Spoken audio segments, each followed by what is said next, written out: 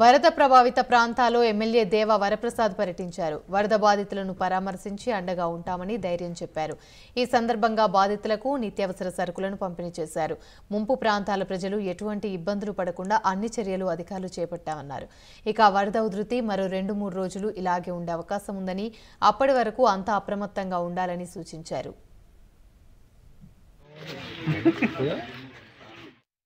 వరద ముప్పుకు గురైన ప్రాంతాలు సందర్శించడం జరిగింది. ముఖ్యంగా రాజోల్లో చూసినట్టయితే ఇప్పుడు నేను రాజోల్లో ఉన్నాను. మొన్నవారి బాడవ దీన్ని లొకేషన్ అంటారు. ముఖ్యంగా పల్లెకారులు ఎక్కువ మంది ఇక్కడ ఉండే పరిస్థితి. సుమారు ఒక 200-300 ఇళ్ళు ఏటుకట్టు ప్రక్కనే ఉంటుంది. గోదావరి ఆల్మోస్ట్ దగ్గరికి వచ్చిన పరిస్థితిలో ఉంది ఇక్కడ. అలాగే మిగిలిన మండలాల్లో కూడా నేను ఇప్పుడు పర్యటించి రావటం జరుగుతుంది.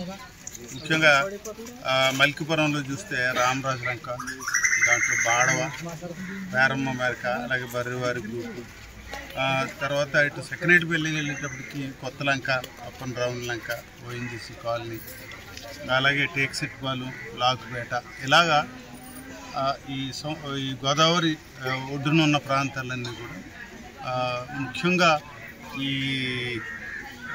అప్పన్ రాముల లంక చుట్టూ కూడా ఇళ్ళన్నీ కూడా నీళ్లు చాలా లోతుగా, ఒక 5-6 అడుగుల లోతులో ఒక జలదిగ్బంధంగా నాకు కనిపించింది.